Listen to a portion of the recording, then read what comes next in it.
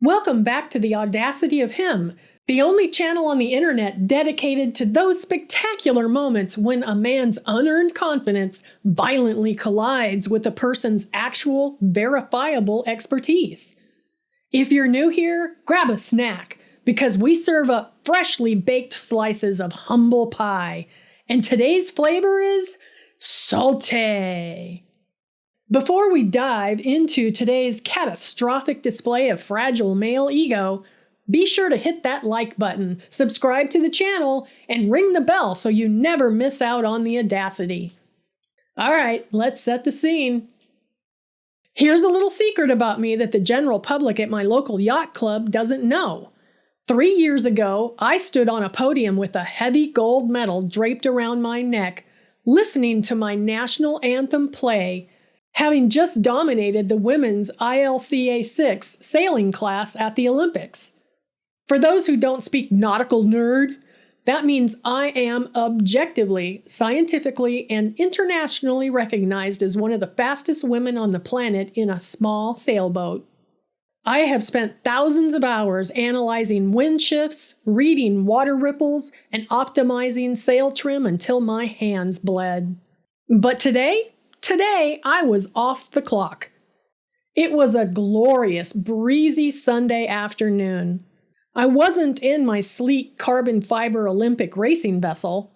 I was in the Salty Banana, a vibrant yellow fiberglass dinghy I bought off of Craigslist for $300.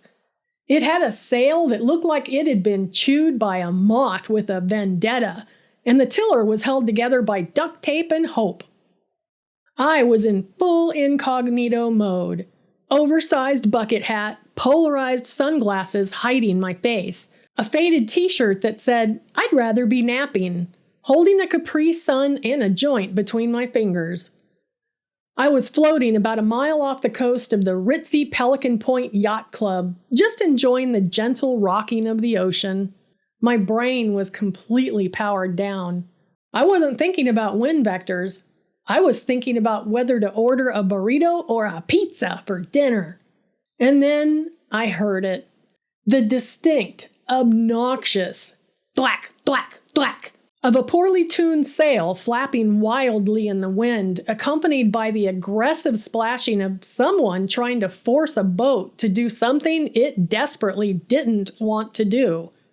I peeked out from under my bucket hat. Approaching my port side was a vessel that cost more than my first home. It was a high-performance carbon fiber racing skiff, the kind of boat that requires 2 highly trained athletes to sail properly. Currently, it was being piloted by one guy. I like to call him Bradxton. Bradxton was an absolute vision of unearned maritime swagger. He was wearing matching, brand new neon spandex sailing gear that looked like it still had the price tags on it. He had wraparound Oakley sunglasses that screamed, "I yell at baristas!" He had fingerless sailing gloves and an actual, honest-to-God, tactical sailing helmet. On a Sunday, in 12 knots of wind. He was wrestling with the tiller extension like he was trying to choke out a python, and his sail was trimmed so badly it looked like a bedsheet caught in a ceiling fan. As he clumsily muscled his $1 million torpedo closer to my little yellow bathtub, he slowed down. Not gracefully, mind you, but by accidentally letting go of a rope so his boat stalled out right next to mine. He looked me up and down. He took in the bucket hat. He took in the duct tape tiller. He took in the Capri Sun and the joint. And in that moment, I saw the exact biological mechanism of the male ego activate behind his reflective lenses. He saw a female novice who desperately needed his guidance.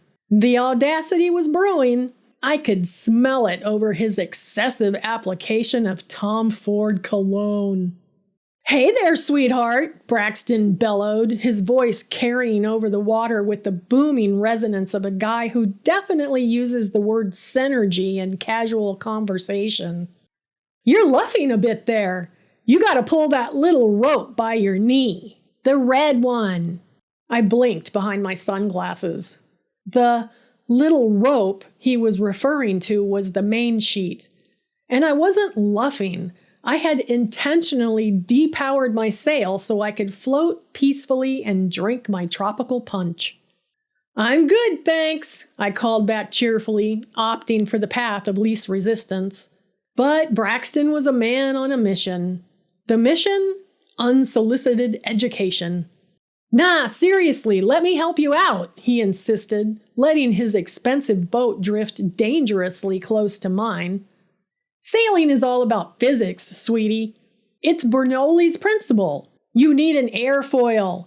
See, you've got your sail all loosey-goosey. You're practically going backwards. If the wind picks up, a little lady like you in a toy boat like that is going to end up flipped over." A little lady in a toy boat.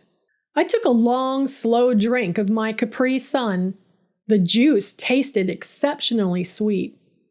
"I'll be careful," I said, my voice dripping with honey. "I'm just heading back to the Yacht Club anyway." Bradxton's chest puffed out so far I thought his spandex zipper might give way. "Pelican Point? That's where I'm headed. Tell you what, since you're struggling, why don't you try to follow my line? I'll go easy on you. We can make a little race out of it. First one to the Commodore's dock wins." He flashed a blindingly white, heavily veneered smile. He actually thought this was flirting. He thought demonstrating his superior masculine sailing prowess by humiliating me in a race was a mating ritual. "A race?" I gasped, putting a hand to my chest in mock terror. "Oh golly, your boat looks awfully fast, mister. And my boat is just so yellow." "Don't worry," Bradxton chuckled condescendingly, adjusting his tactical helmet. "I'll give you a head start. Just try to keep up, and maybe I'll buy you a mimosa when we get to the club and give you some pointers on your grip." I looked at Bradxton. I looked at his poorly rigged, massively overpowered skiff. Then I looked toward the Pelican Point Yacht Club about 2 miles downwind. I knew for a fact that today was the annual Commodore's Sunday brunch. The massive wraparound mahogany deck of the clubhouse would be packed, shoulder to shoulder with hundreds of wealthy spectators, sipping champagne and eating microscopic crab cakes. A wicked, Olympic-level competitive fire, which had been dormant all morning, suddenly roared to life in my chest. "Okay," I said brightly, carefully extinguishing the joint and setting it aside. "You're on, Bradxton." "The name's Brent, actually," he shouted as he violently yanked his main sheet, causing his boat to lurch forward like a startled horse. He nearly fell backward into the water right then and there, but managed to scramble to the side, hanging off the edge to counter the weight. He shot off, a mess of spray, screaming fiberglass, and terrible technique. He was relying entirely on the sheer brute force speed of his boat's design, completely ignoring the nuanced shifts in the wind. I gave him a solid 2-minute head start. I let him get a couple of 100 yards ahead, just far enough that he would look back, see me trailing, and let his ego fully metastasize. Then I took off my bucket hat, tucked my sunglasses firmly onto my face, and grabbed the duct tape tiller of the Salty Banana. The thing about sailing is that it is a brutal equalizer. A terrible sailor in a brilliant boat will almost always lose to a brilliant sailor in a terrible boat. The wind doesn't care about how much your carbon fiber mast costs. The ocean doesn't care about your Tom Ford cologne. I tightened my core, sheeted in, and felt the familiar, beautiful tension of the wind catching the canvas. The little yellow boat heeled over, and I hiked out, my body suspended over the water, balancing the craft with millimeter precision. Instantly, my brain shifted from lazy Sunday to Tokyo final race. I looked at the surface of the water ahead, reading the dark ripples that indicated wind gusts. Bradxton was sailing in a straight line, completely oblivious to the fact that he was sailing right into a massive wind hole, a dead zone of air. I subtly shifted my tiller, adjusting my course a few degrees to starboard to catch a fresh band of wind he was ignoring. The salty banana accelerated. We weren't throwing up massive, flashy splashes like Bradxton. We were cutting through the water like a hot knife through butter, silent, efficient, and ruthlessly fast. Up ahead, I watched Bradxton hit the dead wind. His massive sails suddenly went slack. His boat bogged down in the water. I could see him from a distance, violently yanking on the ropes, shaking his fist, probably yelling at the wind for not obeying his alpha male commands. While he was stalled, I caught the gust. I swept past him on the windward side, the ultimate sailing insult, as my sail stole the remaining dirty air from his. As I glided silently past his stalled multi-million-dollar monument to hubris, I didn't even look at him. I just kept my eyes locked on the horizon, my body perfectly still, moving 3 times faster than he was in a boat that looked like a rubber ducky. I heard a string of curse words echo over the water behind me. The Audacity had turned to panic. The little lady had just dusted him. But I knew the race wasn't over. The wind picked back up, and with the sheer square footage of his sails, his boat was technically faster in a straight line. If he just sailed in a straight line, he could catch me. And that's exactly what he tried to do. I glanced back. He was coming in hot, looking completely unhinged. His neon helmet was askew. He had tied the main sheet around his hand, a massive, dangerous rookie mistake, and he was leaning so far back he was practically parallel to the water. He was pushing the boat way past its safe limits, driven purely by the terrifying prospect of being beaten by a girl in a duct-tape dinghy. We were getting close to the Pelican Point Yacht Club now. I could see the massive multi-level mahogany deck extending over the water. I could see the hundreds of people in pastel polo shirts and sundresses. I could hear the faint clinking of silverware and the smooth jazz playing on the patio speakers. The Commodore's brunch was in full swing. The finish line, the Commodore's dock, was right at the base of the patio. To get there, we had to navigate a tight channel between a massive anchored superyacht and a rocky jetty. It required a maneuver called a jibe, turning the back of the boat through the wind. A jibe, in high winds, in a high-performance skiff, is a violent and delicate maneuver. If you don't time it perfectly, the massive sail slams across the boat with the force of a freight train, and the boat flips instantly.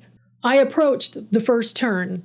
I assessed the wind, timed the roll of the waves, smoothly pulled the tiller, and executed a flawless textbook whisper-quiet roll jibe. The salty banana danced through the turn without losing a fraction of a knot of speed. I lined myself up perfectly for the dock. Then I looked back at Bradxton. He was coming in way too fast. He was desperate. He wanted to cut the corner, pass me on the inside, and salvage his shattered ego in front of the massive Yacht Club crowd that had now gathered at the railing to watch the 2 boats speeding toward them. "On your left!" Bradxton screamed, his voice cracking with desperation. "Make way! Experienced sailor coming through!" He slammed his tiller hard to execute his jibe, but he forgot about the rope wrapped around his hand. He forgot to duck. He forgot to counterbalance. He forgot, essentially, everything except his own audacity. It happened in glorious, cinematic slow motion. The wind caught the massive, unforgiving sail of his carbon fiber skiff. The boom, the heavy horizontal pole at the bottom of the sail, whipped across the boat with the speed of a guillotine. It caught Bradxton squarely in the chest. Because his hand was tangled in the rope, he didn't just get knocked over. He got launched. The sheer force of the wind snapping the sail to the other side acted like a medieval catapult. Bradxton, in his tactical helmet and neon spandex, went airborne. He flew in a perfect, majestic arc over the side of his boat, soaring a good 10 feet through the air. Simultaneously, his boat, stripped of its counterweight, violently capsized. The mast slammed into the water, the hull flipped completely upside down, exposing its shiny, carbon fiber underbelly like a dead fish. Swoosh! Bradxton hit the water with the grace of a dropped piano. He landed barely 20 feet from the Yacht Club patio. Silence descended on the Commodore's brunch. The jazz music seemed to stop. 100 mimosas paused mid-sip. Then Bradxton sputtered to the surface. He was coughing up seawater. His expensive wraparound sunglasses were crooked, one lens completely missing. His tactical helmet was pushed down over his eyes. He thrashed in the water, hopelessly tangled in the neon ropes of his overturned multi-million-dollar catastrophe. I gently guided the salty banana right past him, executing a perfect, smooth stop at the Commodore's dock. I didn't even break a sweat. I stood up, stepped onto the mahogany dock, and looked down at Bradxton, who was currently trying to tread water while untangling his leg from a bungee cord. The entire Yacht Club patio was staring down at him. A few people began to slow clap. Someone in the back snorted with laughter. I leaned over the edge of the dock. I pulled my sunglasses down the bridge of my nose, making direct eye contact with his one visible, utterly defeated eye. "Hey, Brent," I said, my voice carrying perfectly in the stunned silence of the harbor. "Looks like you had your sail a little loosey-goosey there. You really gotta watch out for Bernoulli's principle. But don't worry." I reached into my pocket, pulled out the crumpled, empty Capri Sun pouch, and gently tossed it so it landed on the hull of his upside-down boat. "I'm sure if you keep practicing, a big, strong guy like you will get the hang of it eventually. I'll take that mimosa now, by the way." The Yacht Club erupted. A chorus of wealthy, merciless laughter rained down on Bradxton. The Commodore himself, an elderly man in a navy blazer, leaned over the rail and yelled, "Son, you parked it upside down." I turned, put my bucket hat back on, and walked up the ramp to the bar, leaving the audacity of him to float in the salty waters of his own humiliation. And that, my friends, is why you never judge a book by its bucket hat. And you certainly never try to mansplain wind physics to a woman with an Olympic gold medal. I heard Bradxton had to pay a salvage crew $2,000 to right his boat, and he hasn't been seen in his neon spandex at Pelican Point ever since. If you loved watching this guy's ego capsize as much as I did, you know what to do. Smash that like button. It helps the channel out a lot. Hit subscribe so you can join our community of Audacity watchers, and drop a comment below. Have you ever had a man try to aggressively explain your own expertise to you? I want to read your stories down in the comments. Until next time, keep your sails trim, keep your confidence in check, and never, ever underestimate the woman in the little yellow boat. See you next time!